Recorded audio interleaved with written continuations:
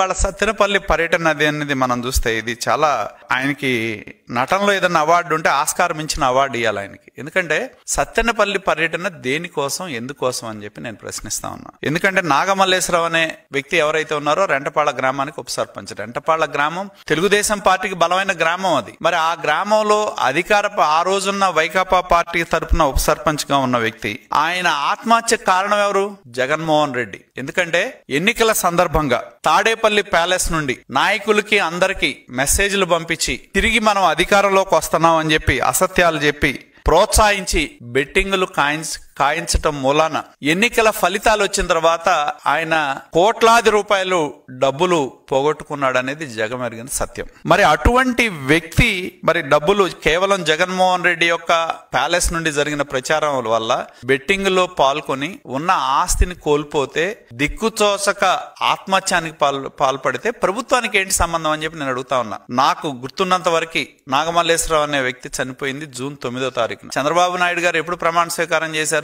June 12 అనుకుంటా. అంటే ఆయన ఆత్మహత్య చేసుకునేదానికి అసలు ప్రభుత్వమే లేదు, ప్రమాణ స్వీకారమే చేయనప్పుడు అసలు ప్రభుత్వ వేధింపులు అనే ప్రశ్న ఎక్కడ వస్తుంది? నాకు చాలా ఆశ్చర్యం కలిగించేది అదే. అసలు ప్రభుత్వమే మా ప్రభుత్వం ప్రమాణ స్వీకారం చేయకముందు ఆయన వీటి మీద కోట్లాది రూపాయల బెట్టింగ్ లో పాల్గొని ఏ దిక్కు తోచక చనిపోతే ఆత్మహత్య చేసుకుంటే ప్రభుత్వానికి ఏం సంబంధం? అసలు ప్రభుత్వమే ఇంకా ఏర్పాటు కాల, ఫలితాలు వచ్చినాయి.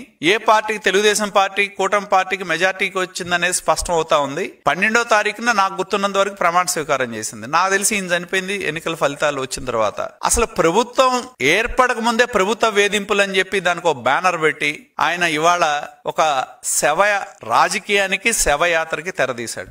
నిజంగా నాగమల్లేశ్వరరావు ఆత్మహత్య చేసుకున్నాడంటే దానికి తొలి ముద్దాయి జగన్మోహన్ రెడ్డి. నిజంగానే ఆయన ప్రోత్సహించకుండా, ఆయన పార్టీ ప్రోత్సహించకుండా ఉంటే బెట్టింగులు కాసేవాళ్ళు కాదు, ఆయనకున్న ఆస్తులు పోగొట్టుకునేవాడు కాదు, ఆయన బతికే అవకాశం ఉంది. ఇవాళ ఆత్మహత్య చేసుకోవడానికి కారణభూతమైన జగన్మోహన్ రెడ్డి సంవత్సరం తర్వాత ఆయన విగ్రహానికి డబ్బులు ఎవరు ఇచ్చారు? వాళ్ళే ఇచ్చారు. ఆయనే ఇచ్చాడు డబ్బులు. ఆయన పార్టీ ద్వారా డబ్బులు ఇచ్చి ఆయన విగ్రహం పెట్టించి ప్రభుత్వానికి సంబంధం లేకపోయినా, ఆయన చనిపోయే రోజుకి ప్రభుత్వం ఏర్పడకపోయినా ఇది ప్రభుత్వ వేధింపుల వల్ల చనిపోయాడని చెప్పి ఒక అసత్య ప్రచారానికి తెరదీసి దానికి ఒక శవయాత్ర చేసిన వ్యక్తి చేస్తా ఉన్నాడు ఇవాళ. అసలు ఈ ఆత్మహత్య చేసుకున్నాడంటే వైకాపా పార్టీ నాయకత్వం జగన్మోహన్ రెడ్డి ప్రేరేపించబట్టే ఆత్మహత్యకు పాల్పడ్డాడు.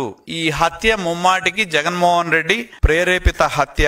దీనికి ప్రధాన ముద్దాయి జగన్మోహన్ రెడ్డి అని చెప్పి తెలియజేస్తా ఉన్నా. చూసారు కదండి. మరి ఈ వీడియో కనుక మీకు నచ్చినట్లయితే ఒక లైక్ కొట్టేసి మీ అభిప్రాయాన్ని కూడా కామెంట్ బాక్స్ లో తెలియజేస్తూ ఇలాంటి ఇంట్రెస్టింగ్ అప్డేట్స్ కోసం మా ఛానల్ ని సబ్స్క్రైబ్ చేసుకోండి.